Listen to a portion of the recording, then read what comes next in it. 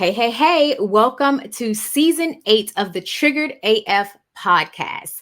This season, we are switching it all the way up and doing things a whole lot differently. So, we are going to start every single episode now with some of the quotes that we have found most helpful for this particular moment in time. Not only are we going to give you some of the best quotes that we are using to figure out this whole adulting thing, we're also going to be giving you some dating well AF tips, and we are going to have a pop culture healing and also trigger segment that we are going to talk through some of the things that we have noticed in pop culture and how it relates to how we are dealing and healing our triggers and our traumas. So I hope you are ready because we are about to dive right in. So now, this particular quote of the day that I adore is by Eliz Love. She is a self-healing guru. And the quote is, "Might fuck around and find out how worthy I am in this lifetime." Mm. Whew. Mm-mm-mm. Just might. I just might. I just might. And there's so much that comes from a sense of worthiness that we don't even realize how we don't walk in our purpose, or we don't do things, or we don't say things because we don't feel worthy. I'm such a proponent of trying to remind myself and remind others just how important you really are when it comes to the purpose that you need and you're designed to walk in. Like, we all have something to offer, and you can't just feel like, oh well, who am I? I'm nobody. I don't have anything. I don't own anything. I don't have anything to really offer the world. And it's just, when I hear quotes like that, it just reminds me that, like, there's so much inside of me that has to come out. There's so much that I'm destined to do, and I'm so excited to figure that out every single day. And Yeah. I want that for everybody. I want everybody to remember and to tap into that curiosity of figuring out just how worthy you are and just how much you have to offer the world.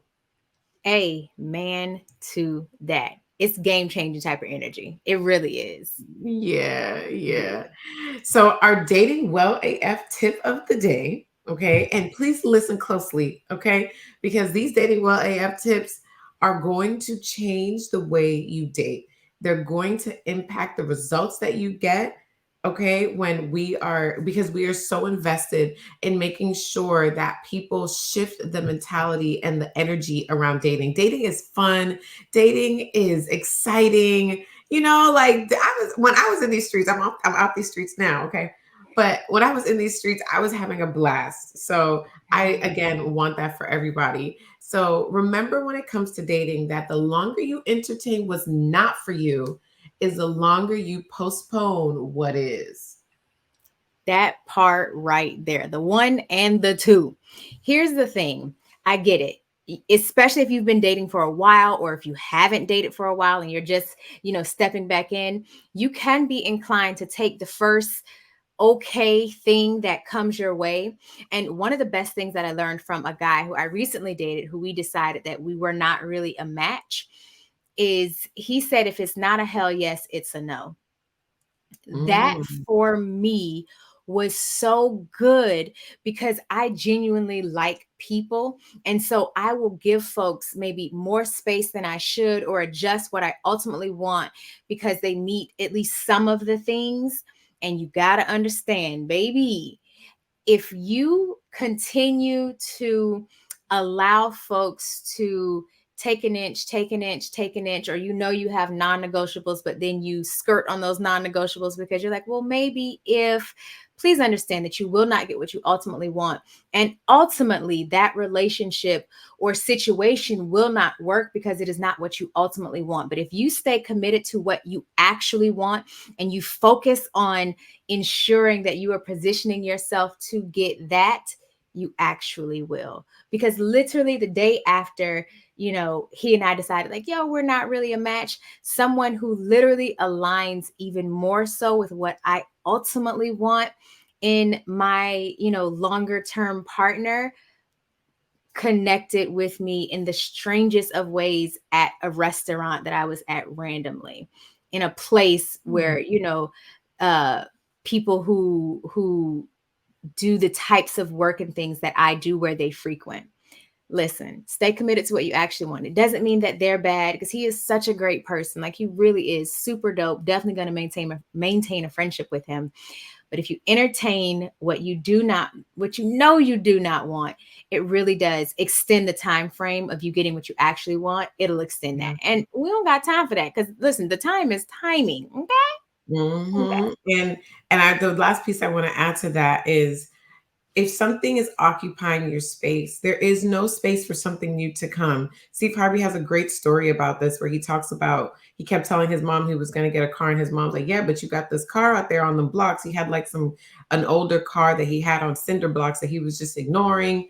And he kept saying, yeah, but I'm gonna get a new car. I'm gonna get a new car. And it wasn't until he took the old car out the driveway that he was able to have the space in the room. So you have to make room for the things that it says, that make room for the things that you say that you want, right? So if you have fuckboy number one occupying space one, then it's going to be hard for good guy to come in and to occupy that space and your time and your energy. So just remember that what you're accepting, what you're giving attention to, is also what you're accepting.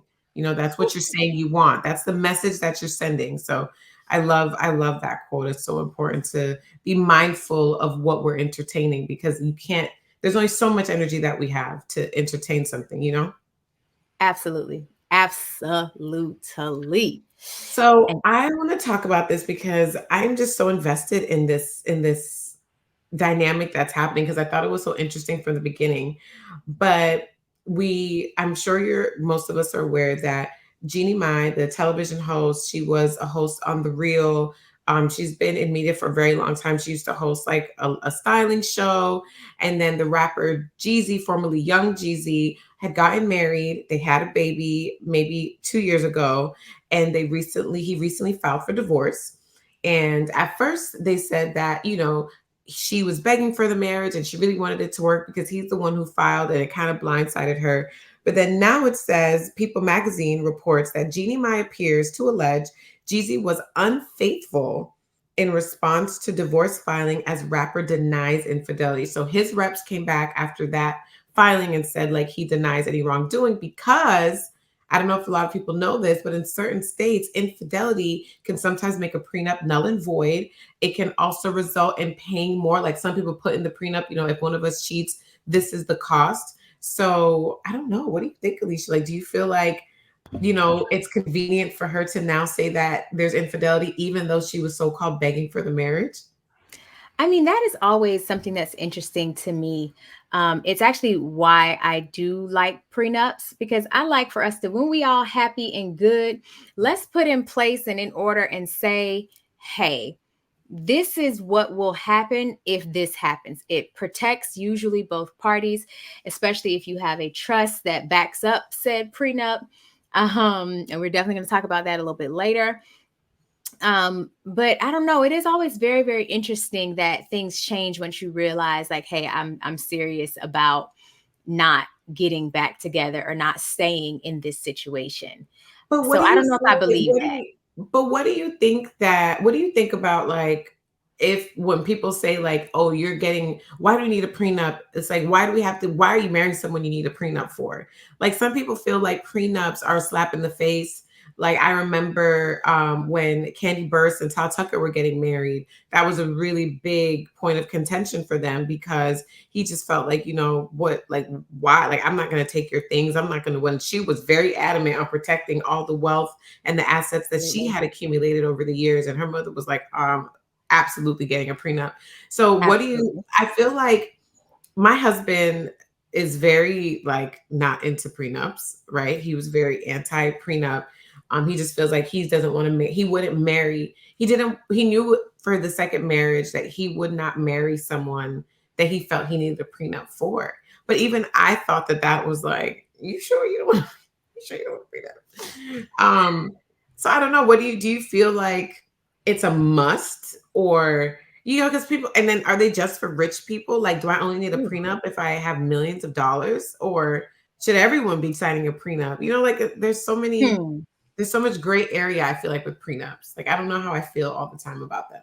So me, I have no gray area. For me, it's I want a prenup, period, point blank. I am a creator. I create lots of things.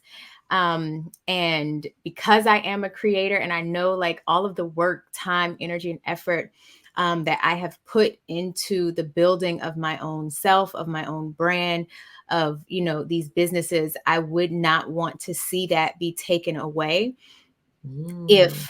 if a relationship decides to transition into another space and place. It is Mm. not that I am planning for the divorce. However, I do understand that humans are going human. It's a Exactly. thing. Humans are going to human. And once you no longer like me, and I saw it in my first marriage, before we got out of the courthouse, I had learned that he had cleared out our joint bank account. And because both of our names were on it, I had no legal recourse to get any of that back. So for me, I want a prenup. I want a prenup. If you decide not to marry me because I asked for a prenup, then we shouldn't have been getting married anyway. I would love to even there's, I think it was Bishop TD Jakes, and he had said, you want to make sure that you make room for the disagreements when things are good. Now I'm Absolutely. paraphrasing. Yeah, no, I agree with that so much. Like doing it while things are okay will Yeah, end up setting you up for success in the event that something goes in the left. event. And that is perfect for even for what we're going to be talking about today when it comes to estate planning and legacy. It's not always about thinking like sometimes we're trying to wait like till it's too late. Like Yeah, it's already gone sour, it's already gone left. Like yeah, why not start planning while you're of sound mind, while you're very in love so that you can make great decisions for yourselves and not you're not protecting yourselves from each other yeah, necessarily, but maybe that you should look at it like I'm protecting us from emotions that yeah. are not reasonable. I'm protecting us from the not so good versions of ourselves. Exactly. Like And I love you, I trust you, but we all know that there's another side that just may not think as logically in that moment. If there's yeah, hurt, if there is infidelity, if there's abuse, if there's so much that makes it hard mhm, to be logical and reasonable, why yeah, not plan now ahead of time just to protect us both in this union? I think that, exactly. yeah. Yeah, and for me, it is about protecting us both. Like, if you built all these things before I came along, I should I not have want, any yeah, ownership or access to yeah, that I if agree. we decide that we are no longer together. You built that. That was you. I don't want to take that from you. And I Yeah, would hate for, what if Lola rears her ugly head and she's like, nah, you hurt me. I'm going to hurt you. yeah, I just don't want that to even be a thing, because we all have a lower register that we sometimes get real into, and our lower self decides that it's going to be nasty, it's going to be mean, it's going to be spiteful, it's going to be bitter, and it's going to take and try and hurt you as much as possible. For me, I just want a prenup in place so that if that ever is the case, you're protected, I'm protected, and we can still make decisions from a sound mind because we have things in place. For me, I feel every woman, whether or not you are rich or working on it, you should have a prenup when you get married. It breaks my heart. Like, Stevie J he didn't help Faith Evans make and accumulate all that money, but because she married him without a prenup, she had to pay him out. Same thing with Mary J. Blige. You're paying for children that aren't even yours. Why? mhm. Because you did not have a prenup. For me, I'm never so much in love that I'm not also thinking about the protection of things, because people and things change. They do. And also, if you're already married, you can have a postnup, to my Yes, knowledge, you as can. well. You can always stop and be like, "Hey, let's figure this out. Let's discuss this."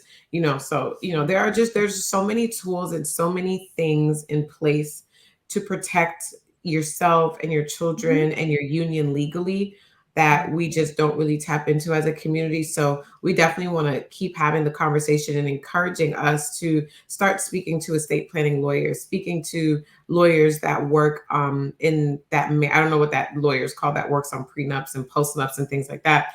But just like getting our affairs in order across the board, not just when we die, but while we're alive, Yeah. I think is really important. So I hope this was fun for you guys as it was for us, as much fun for you guys as it was for us. And we are about to dive into an amazing conversation around legacy building and estate planning. Yes, now to the episode. Y'all, we are about to hit 100,000 downloads, and that is with zero ad spend. So I'm gonna just tell y'all, listen, what you don't ask for, you don't get. So I need you to make sure, share this with your auntie, with your cousin, with that girlfriend who stay going off on all the members of the tribe. Yeah, send this podcast to her and just tell her to, like, binge, listen, watch, whatever it is. We are super grateful to you. You guys have been rocking with us for, shoot, almost 3 years now. Yo, we are grateful. And we want to make sure that we continue this with you. I know season 8, we have completely revamped things. So I hope you are loving the new format of the show. We are enjoying creating it for you. But now this conversation today, how you feeling, Danny?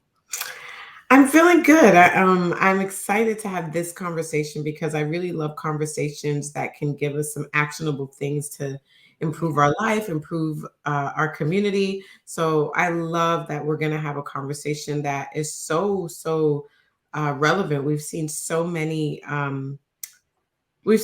of this conversation in the media lately when it comes to when these celebrities pass away and they don't have wills, they don't have things that, to set people up, that we were talking about a little bit off camera. So I'm really happy to just see, how we can kind of move that conversation forward so that people can really have some tools and some tips and some ways to really um, start being more intentional about their legacy and building a legacy and how to really leave your mark and prepare your family for all the things that, come with that. So I think this is really powerful and I'm excited.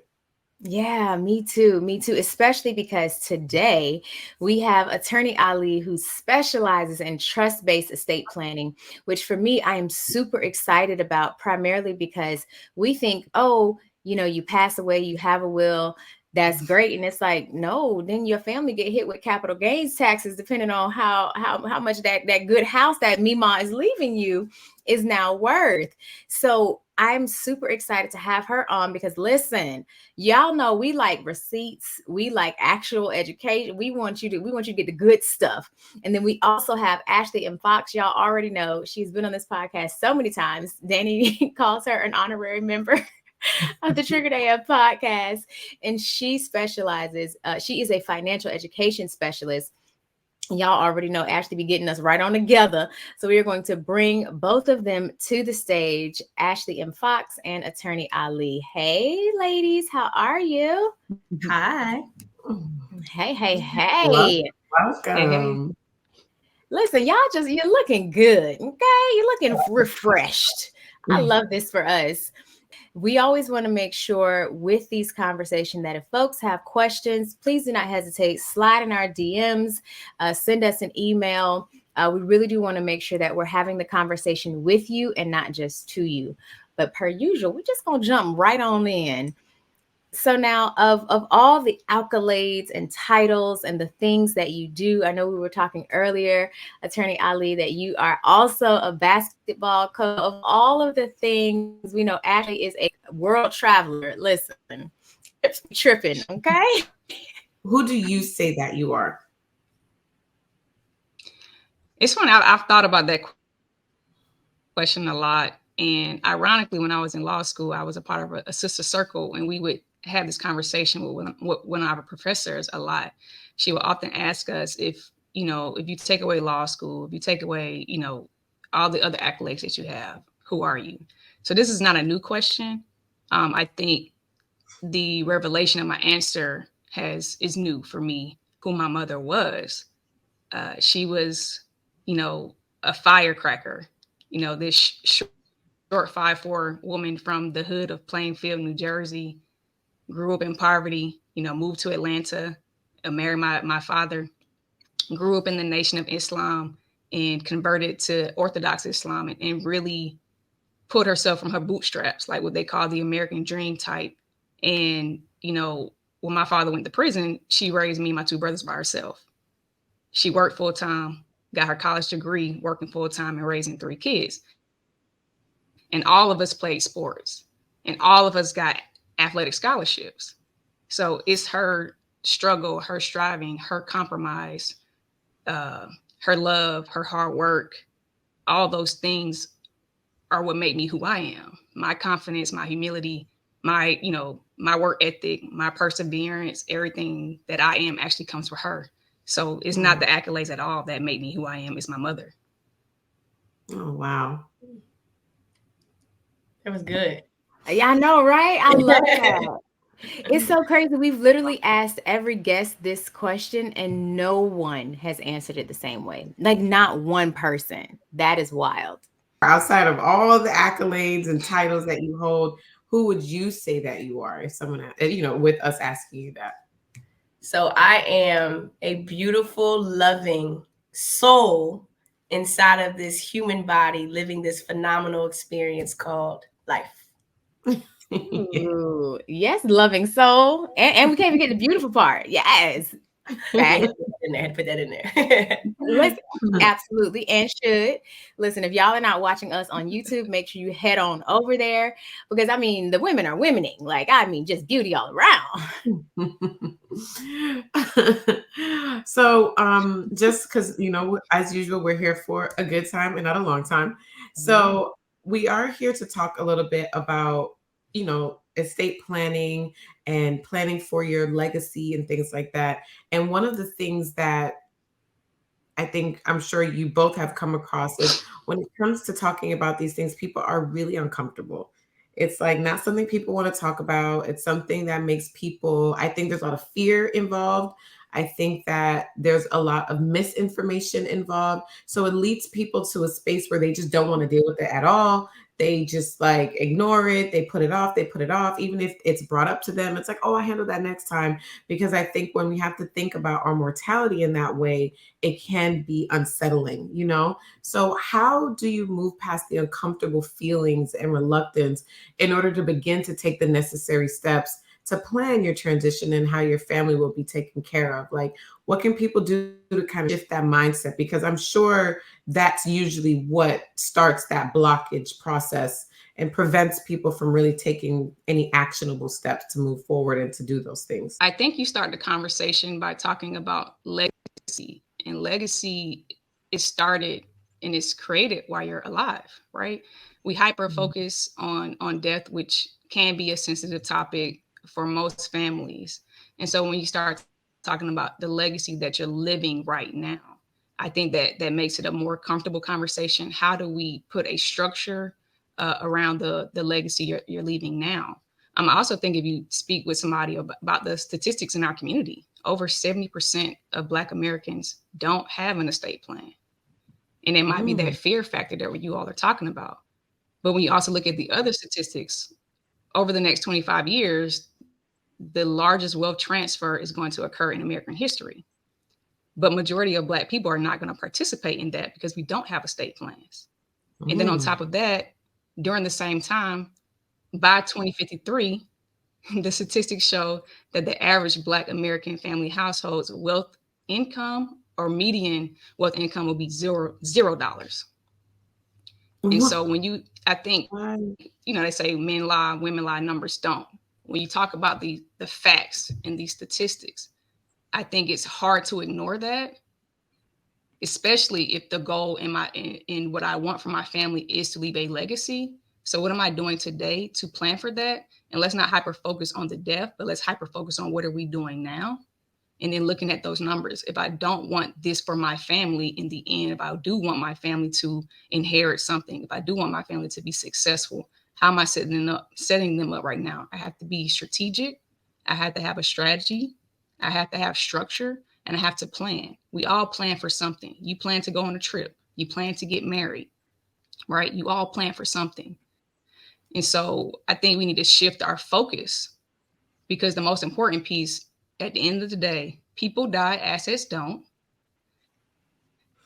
And the quicker we digest that, the quicker and more successful we're going to be. I know. We interrupted at the best part, but hear me out. Dating should not be this hard. Let's be honest. We've all said it at least once that the dating pool has pee in it. It has to. After dozens of dates, too many failed relationships, engagements, marriages, and even a divorce, we decided it was crucial that we find ways to be better at attracting the partners that we desire. So we did just that, and we created the Dating Well AF course. It's specifically designed to show women how to date with intention and in alignment with their desired type of lifestyle and experience. The 5-module crash course developed by certified coaches Alicia and Danny provides practical tools to date well and live even better. So I want you to register now for lifetime access to the Dating Well AF course at datingwellaf.com. You will tap all the way in to learn how to identify those self-sabotaging behaviors, discover new ways to date intentionally, and to nurture that healthy love. Remember, one of the most important life decisions you will ever make is who you decide to make your partner. Make the choice well and visit datingwellaf.com. Now, back to the episode. Woo, child. Well, get us on together, okay? I mean, 70% of Black folks don't have any estate planning. Like, wow. And so, Ashley, I know you're now speaking quite a bit about that as well. So, what are your thoughts on the matter? So I think it's about changing your perception of it. Coming from a Wall Street background, I watched how our clients preserved their wealth, protected their wealth, and passed down their wealth for their families, right? So you have to think about, while you may not have a lot of money or you don't think about these kind of topics, I agree with India when you start thinking about not just the death piece that's attached to it, because we're going to suffer from an emotional burden. But when I think of legacy, I think of long lasting impact, right? Like, what can we do to protect, preserve what we have and what we want our families to have? And how can we structure that to pass it down? So for me, when I think about it, I think about when I'm no longer here, how will I still have a long lasting impact? How can my family be in a better position than when they were while I was living if I'm no longer here? So really shifting the mindset and taking the word death out of it and think about what you did not have. What did I not have growing up? What did my parents not pass down or give to me? How can I be that creator? Because if not, we're going to repeat the same cycle. So for me, all of that stops with Ashley Fox. Like, I didn't grow up with a lot of money, was raised by 2 phenomenal parents, but I want to be able to do what the wealthy people do.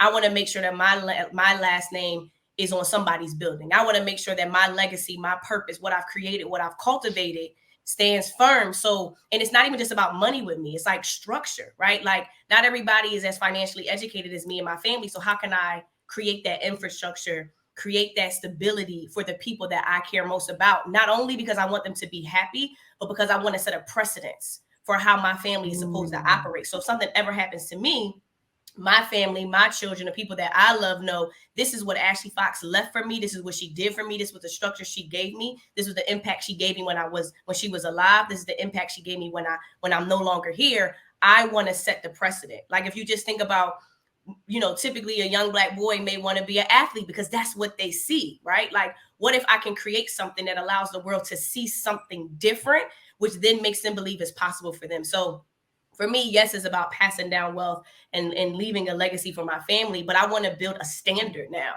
This isn't something that we just do sometimes, or this is not something we think we can or cannot do. This is who we are. This is what I represent. And because I was on Wall Street, I feel like if I can see these rich people do it, why can't Ashley Fox do it for her family? And I don't have to do it with as big of a magnitude, but I'm going to start, because I know every day I'm here, I'm getting better, I'm growing more, I'm doing more. And you can't tell me that I can't do that or create that for my family. So for me, it came from my exposure. But I think giving that exposure, giving that insight, giving that education, having conversations like this set the standard. If we don't want to keep complaining about the government, let's change our family's financial legacy. If we don't want to keep complaining about the country and we want things to change, let's change what our household looks like. And sometimes it's doing things that you're not used to, that you've never been exposed to create something different for yourself and your family. Ooh, child. Definitely. Yeah. And I also feel like other than the fear, I hear a lot of people say things like, well, I had to get it out the mud, so you gonna have to get it out the mud too. My kids gonna have to get it out the mud. And there's this mentality that, I had to struggle, so you should struggle too. It seems like there needs to be a shift or a switch, or that needs to be rewired in our community, where it's like, no, I struggled so that you don't have to struggle. I want to create a space where you can kind of start from a higher space. Like I always say for me, like I want my children to start as high up on the totem pole as possible, because that way they'll have some cushioning and they'll, you know, they'll be able to navigate and lead the life they want to lead, as opposed to the life they have to lead because of, you know, whatever decisions I made that didn't set them up for those things. So other than the fear, I just wanted to kind of highlight us kind of undoing that wiring of, oh, I got it out the mud, so everybody got to get it out the mud after me. Like I don't care about leaving anything for anybody, because I had to work hard to get, you know, what little I have accumulated. Yeah. And that's coming from a place of anger, not love.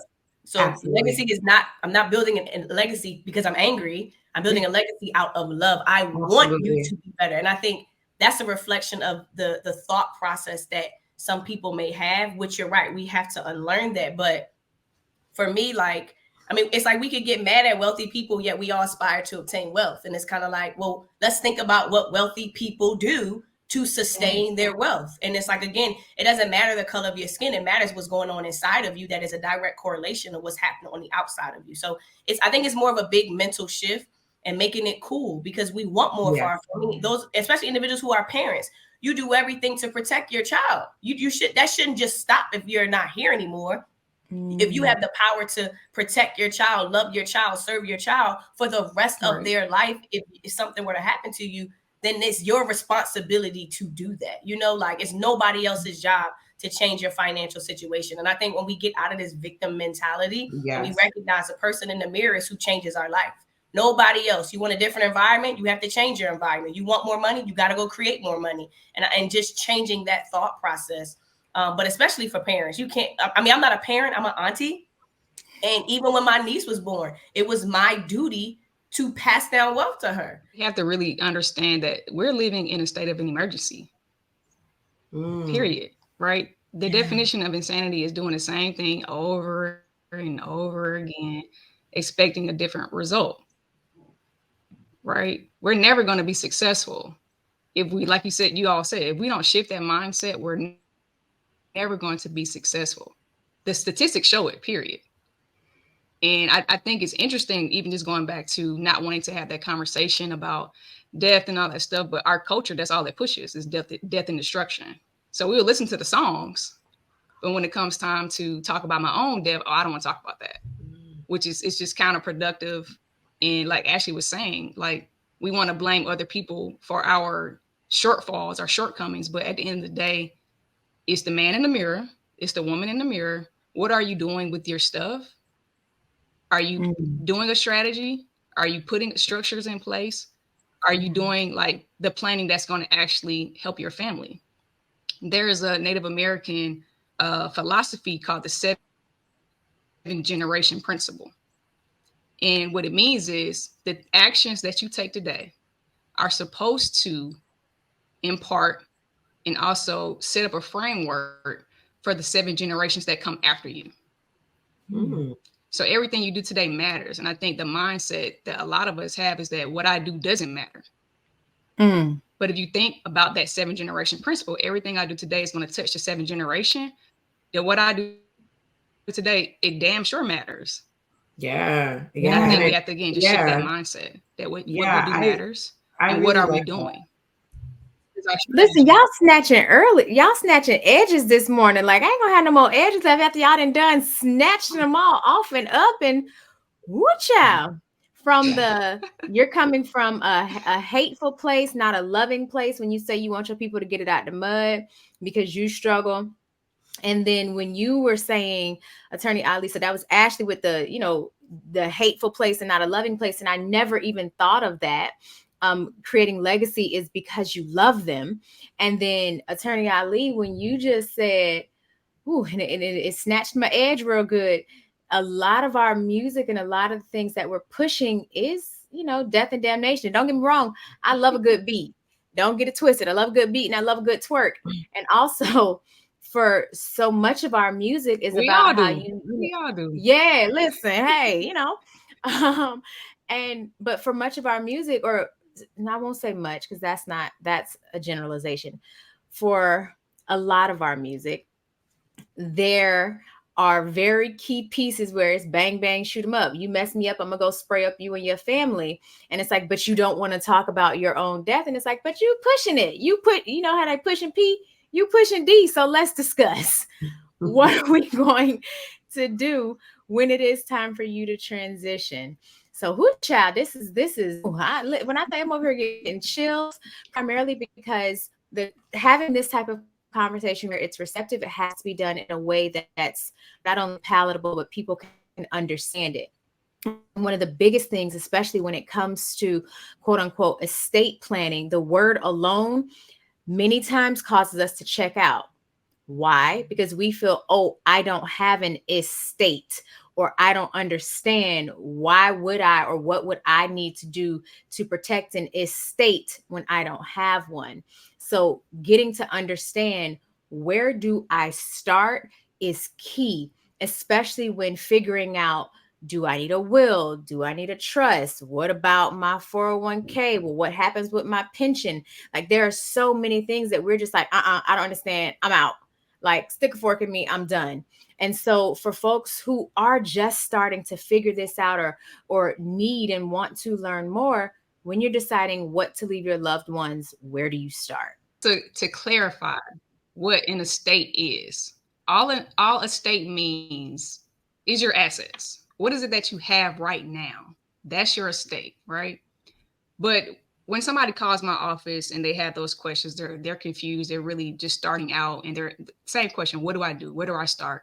I don't have anything. We like to, at my office, we take every potential client through our trademark acronym, FAITH, FAITH. We take them all through this acronym. And after having that conversation, they have homework to do, and the light bulb goes off, and they actually realize I have more than I thought, right? So when you take the acronym FAITH, the F in FAITH is for your family. Because generally speaking, when you're talking about legacy, estate planning, life and legacy planning, wealth planning, it's for your family. And so everybody's family dynamics are different. And so you have to take a sit back and think about, well, what are my family dynamics? We like to plan for intergenerational wealth as well as intra-generational wealth. So do you have elderly parents, or do you have grandparents? Are you married? Do you have adult children or minor children? Do you have external family that you're taking care of? So all of that is very important when you're thinking about your family dynamics. It's also important to think about, well, the people that are in my family that I want to leave particular things to, what are their strengths and weaknesses? Is this person good with finances or not, right? And so taking a hard look at the family dynamics is the first thing that's very important to do. The A in FAITH is for your assets. Going back to the estate, what is it that you have? What do you own? Do you have a house? Do you have the 401k? Do you have a bank account? Do you have life insurance? Do you have a car? Do you have investments? Do you have investment, like real estate, et cetera, art, jewelry, anything of value that you want to pass down? Those are your assets. So going back to the family is the who, the assets are the what, right? The I in FAITH is for your instructions, which is the most important part of any estate plan, because the instructions says what you want to happen with your stuff and how your stuff is supposed to be used and utilized by your family. So the instructions are key. The instructions are the strategy, right? This is what I want to happen to my house. This is what I want to happen to my 401k. So basically your instructions are the guideline. It's the directions for each asset. The T in FAITH is for tool, TOOL. What estate planning tool are you going to use? Is it a will? Is it a trust? Am I just going to do power of attorney documents and that's it, right? What dictates what type of tool you use? Going back to family dynamics, going back to what your assets are, and most importantly, what are your instructions? Your instructions are going to dictate what tool is best for you. If you want your instructions to give you more control after you pass away, then you need a trust. If you don't care what happens to your assets, meaning I don't mind that this house goes to this particular family member and it's theirs when I pass away, then maybe a will may be best suited for you. But again, it goes back to your strategy. What is it that you want to happen to your stuff, right? We tend to tell people a trust is the key to legacy. It is the key to wealth generational wealth, it is the key to to the basically that planning for generations, right? Making sure that your family is taken care of beyond you no longer being here. And so, but for some people, a trust doesn't make sense. So we always ask people, what's your family dynamics? What are your assets? What do you want to happen to your stuff? What are your instructions? That lets us know what tool to advise them is best for them. And last but certainly not least, the H in faith is for help, because you need a subject matter expert to help you. You need that estate planning attorney to guide you through that process. You want to make sure you have the tax CPA specialist as well as a financial advisor, all working in concert with you and your family to help you reach your objectives and your goals. So that's the process we take everybody through. Faith, I think it's been very insightful for everybody we speak with. They love it. It makes it easier to digest. It makes it less onerous on them to think about the death thing. Is really just taking a look at what I have right now, who's in front of me right now, and what I want to happen to my stuff. Even what do I want to happen to it now? Going through that process is really a good process, because it allows you just to look at right now in front of you and not thinking about too much about after I pass away. And so we use the FAVOR acronym. It's worked. Most of our clients love it. We love it. We trademarked it because it's that great of a tool to help people digest and take away that fear of having that conversation. So no, I really, really like that, because it makes it so that it's easily digestible, because there are so many things that you have to kind of go through and think about. And what I love the most is the piece that you have a financial planner or a financial educator in there, where you guys are all working together. You make sure you have 4 wheels, on that good car to get us where we want to be, because 3 wheels won't work. We can't roll with just the 3 wheels.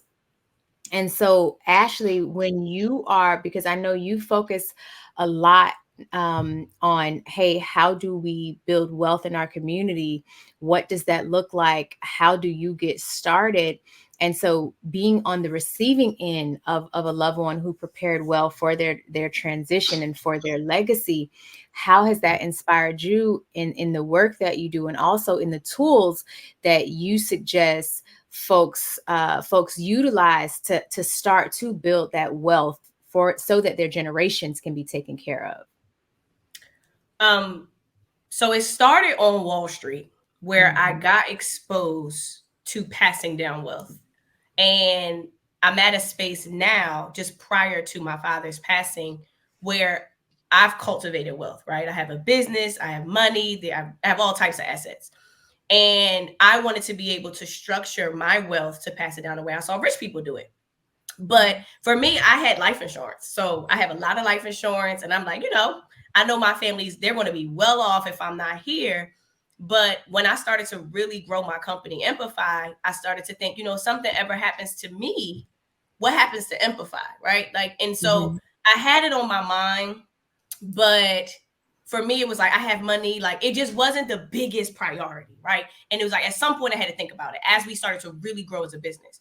And when my father passed, it opened my eyes, because my dad didn't have a fancy job. He worked for the government, and he had everything in order, to the T, stuff that I've never seen people on Wall Street do, because, I saw them create these things and do these things, but I wasn't knee deep in it. So when my father passed, I planned a funeral. I got everything together, and my dad had everything in order, from every password to every card to every bank account to every policy to every code. It was so, now my dad was a little OCD, but he knew if something happened to him, we knew what to do.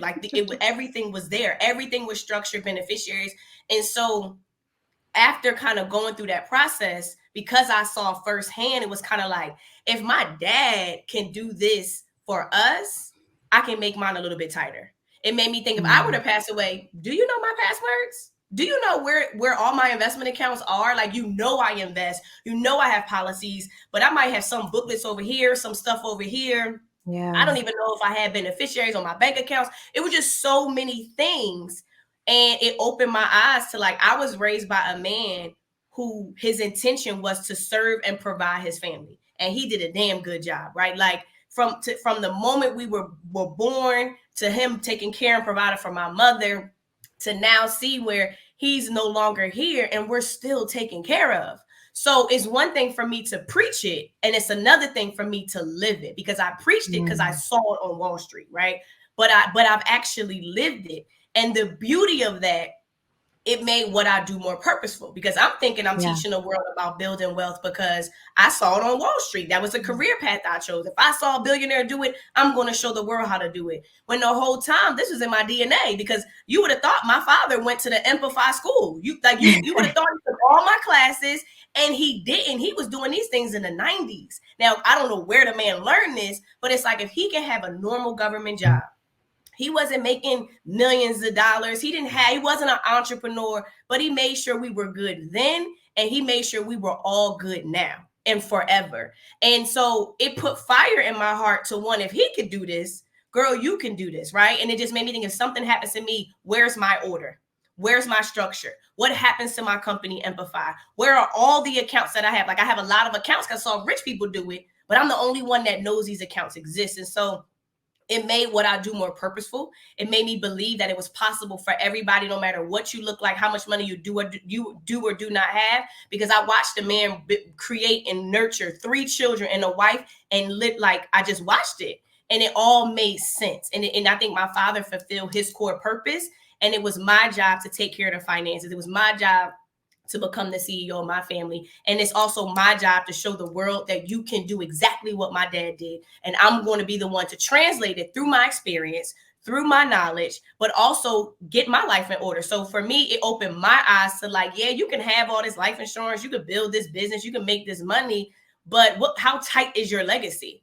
How tight is your structure? And so my father said, like I said earlier, he set the standard. Like, now you can't listen. My mom, we went through everything. I need everything in order because we're going to do it just like daddy did. And so it opened my mind to get my structure in place, so that I have specific instructions to make sure that my family is set for the rest of their life the same way my father did. But it also opened my eyes to believe that you don't have to have millions of dollars to make sure your family is taken care of for the rest of your life. You don't have to have millions of dollars to be able to pass down wealth and create a legacy and make sure your family is in order. So when in my father's passing, it opened my eyes to what was possible for me, but also what was possible for the people that I serve too. Wow. I love that you had that example, not even realizing maybe in the moment that the example was there, which is, I feel like, always the best type of, like, oh, wow, this is so in me. This is so a part of who I've become and who I want to be. And a word that we're using a lot during this conversation is legacy. And I think it's a word that is, like, especially in the Black community, we're hearing it more. But I don't know if, like, people actually know what that means. Like, you're talking and I'm like, you're talking about a legacy, and I'm just like, what is that, for people? Like, what does that look like? So that I want us to, and maybe we can all kind of talk through it. And India and Ashley, you guys can just kind of help, like, what really is a legacy? Like, what is, if you're not a music artist and you're not leaving behind music, if you're not an actress and you're not leaving movies behind, like, I feel like when people hear legacy, it's usually coming from famous people whose legacies are, sometimes in the arts or in sports, or, you know what I mean? Like, I don't know if, like, how your dad thought of his legacy, being a government worker. Like, how can we start to think about what our legacy actually looks like, as maybe normal people or everyday people? Like, what does that breakdown really look like, as opposed to, if you're not an artist, how do you leave behind a legacy? And then the second part to the question is, what are the consequences of not leaving behind a legacy? Like, we know, like India touched on that like you said, $0, like zero, nothing. By 2053, which, is terrifying. Like, we are in a state of emergency. So it's just like, what other consequences are there really? Like, I don't know if we're thinking about, like, what actually happens in detail when we're not passing things down. And it's like, I know that we're living some of it by seeing it, but I don't know if there's, like, a real understanding of the power we have to make a shift. So I just want to kind of talk through that. So the question is, like, what is a legacy for real? Like, what is the breakdown of a legacy? And when we're creating that or not creating it, what are those consequences of not having it? I was saying, I think my mom and your dad went to the same school. And just to kind of piggyback on what Ashley was saying, you know, before my mother passed away, she also had all her affairs in order as well. Unfortunately, we didn't get the opportunity to do her trust, just didn't have time. And, you know, time is the only luxury we have, and we all think we have enough time. And so unfortunately, although her affairs were in order with beneficiaries named and all those things, we still ended up in probate court. And in probate court, a family dispute happened.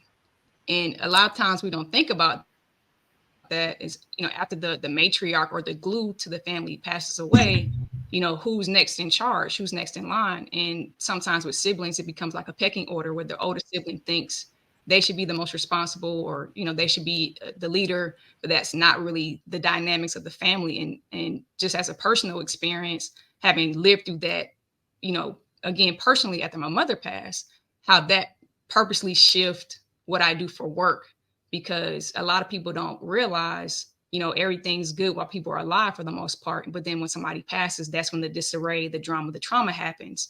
And you didn't expect that. And so when you have that structure, when you have that plan, that makes it an easier process after somebody passes away, where the family may not be in dispute. And so I wanted to give that little tidbit. But as far as legacy, I'm my mother's legacy.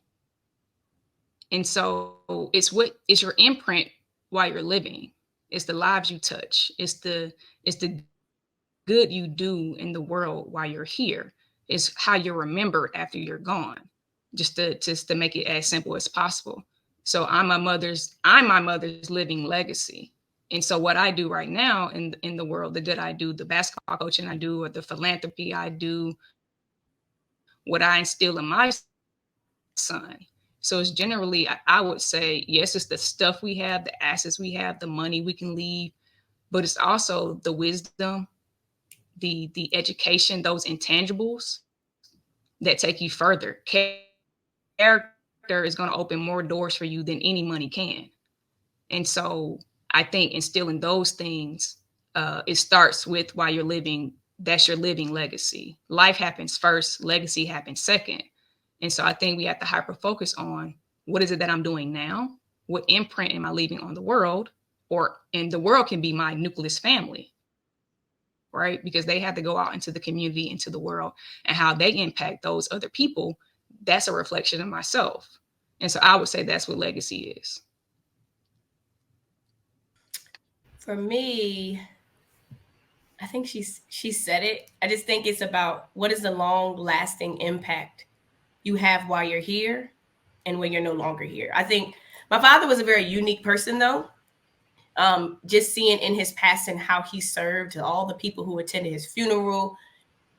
His purpose was to serve. Like, my father worked in law enforcement. Like, his sole purpose was to serve, to be there, provide for his family. And I grew up middle class, but we never struggled, right? Like, we weren't the richest family on the block, but our lights were always turned on. My dad always made sure Christmas was great. He always made sure there's food on the table.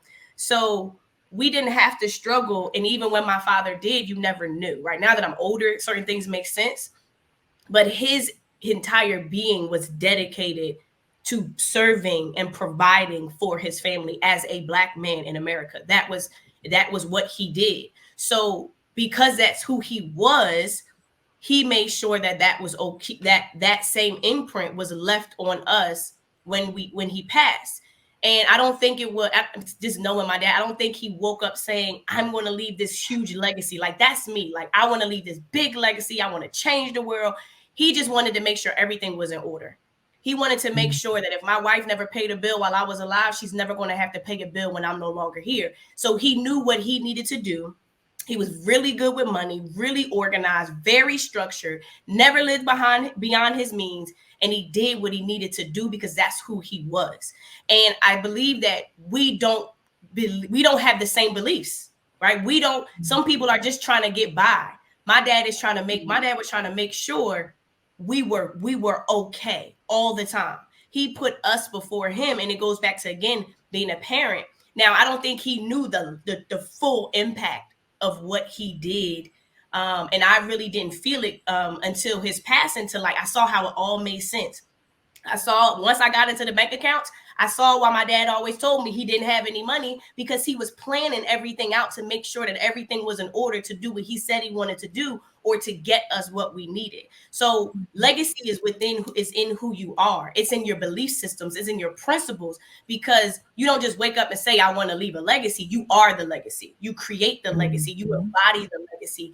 And when we start to change our core principles and stand for something bigger than us, because building a legacy is not about you. Like, I think about what I do with my company, Empify. I don't wake up every day because I have to go make money. I wake up every day because I want to change the world. It's something more. It's more than just me. If you gave me $100 million right now, I would wake up every day to do what I do because it's bigger than me. So I think we need to spend some time finding a core purpose that's bigger than who we are. We get so caught up, I don't have money, I can't afford this. It's not about you when you build a legacy. It's about who you are serving. And I think in the faith acronym, the family part, it matters, because I think when people argue about different assets and what's left, if the person who leaves the assets or who has the assets starts to understand their family dynamic, starts to understand who are the ones that are good with money, who are the ones that are irresponsible, because nobody's going to be perfect. You can structure to make sure you lay out things the way you want them to be for these particular people in your life, and that's thoroughly communicated. So I truly believe that it's there has to be something outside of you that wants to create something so much bigger, financially, intangible, tangible things for the people that you love, and really hone in to say, this structure matters because it's bigger than me. Like, again, I have a bunch of money that I can pass down, but how do I make it last forever, right? Because you can give a family member $1 million check, right? A $50,000 check, however much, and they could blow through it because they've never been used to having money. So how do you avoid that? You start thinking about structure. You start to get educated. You start to go to the H and get that help. You start to recognize, I don't know all, but I'm gonna align myself with individuals like India who do know these things, who have experienced these things, who specialize in these things. But you have to really start to think, what does the F mean? Who are the people you are doing this for? And I truly believe my father knew from the day he married my mother. I mean, from the day that they met on the block that they grew up on, because they grew up across the street from each other. This is what I want to do. This is who I want to be. And then I'm the firstborn. So the moment that I was born, everything was in order. And you saw the story in everything he left us. Like, you saw every time he changed the beneficiary.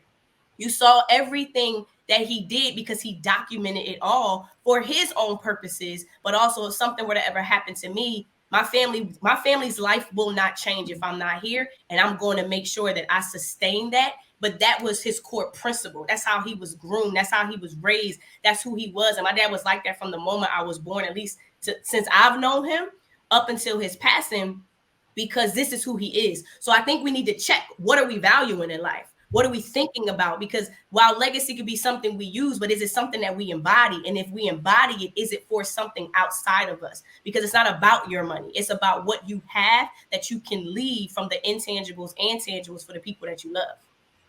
Absolutely. Absolutely. And something too, I want to add to that is feeling important enough to know that you have a legacy to leave behind.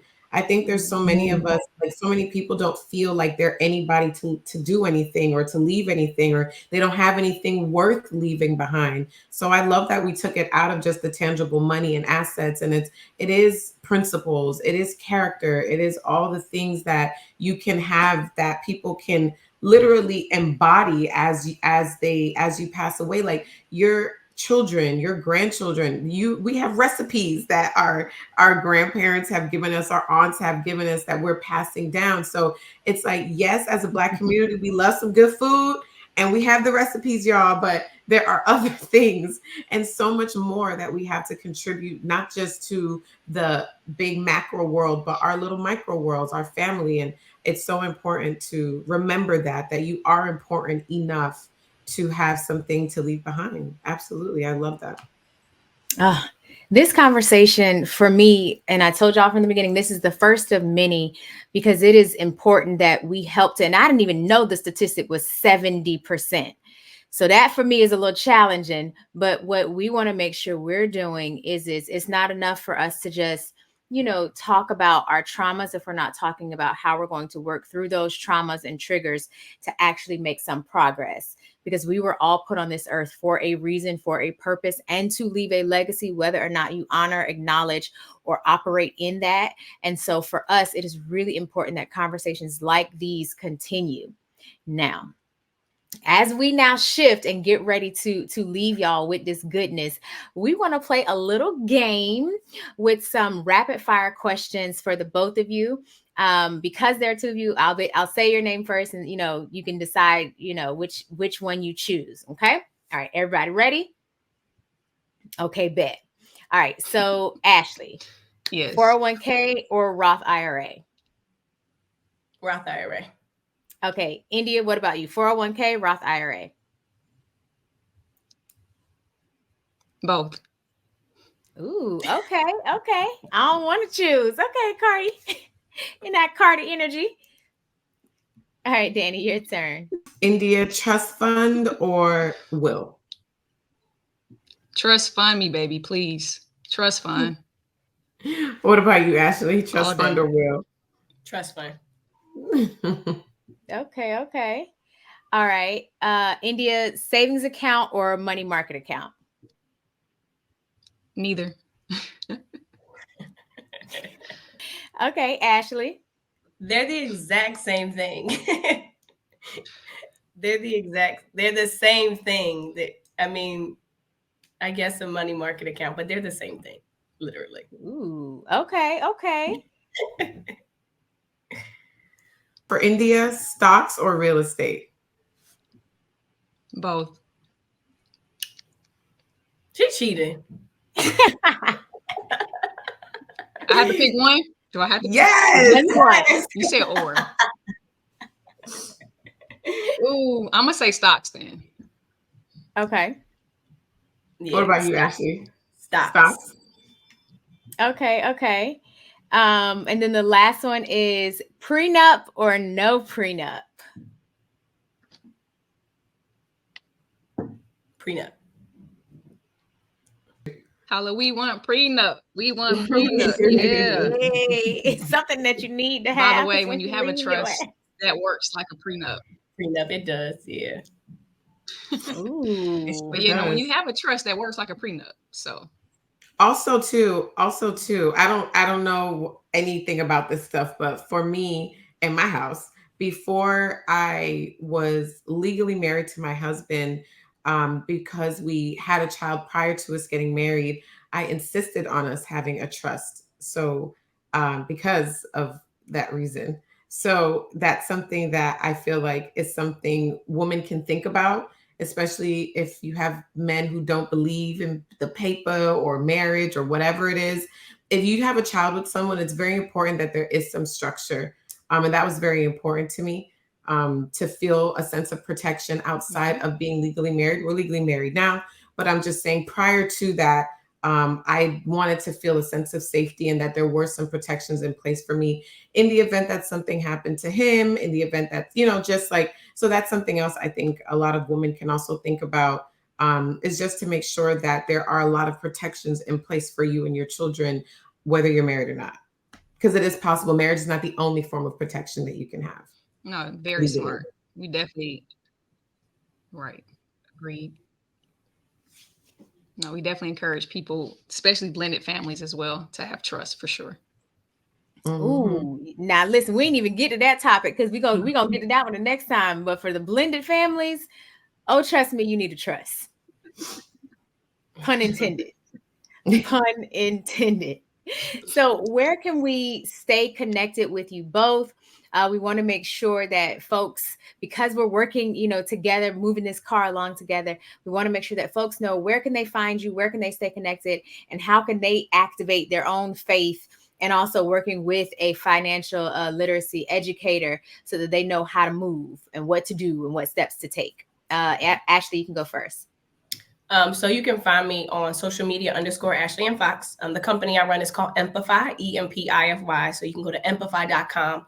We also have a Wealth Builders community app, which is like the Netflix of finance, where adults have access to financial tools and resources to help them build wealth from start to finish. We're in over 22 different countries, but you have access to over 250 hours of classes, tools, resources, and a community of like-minded people who want to build wealth, who will push you to build wealth and help you get the results you need. Yes.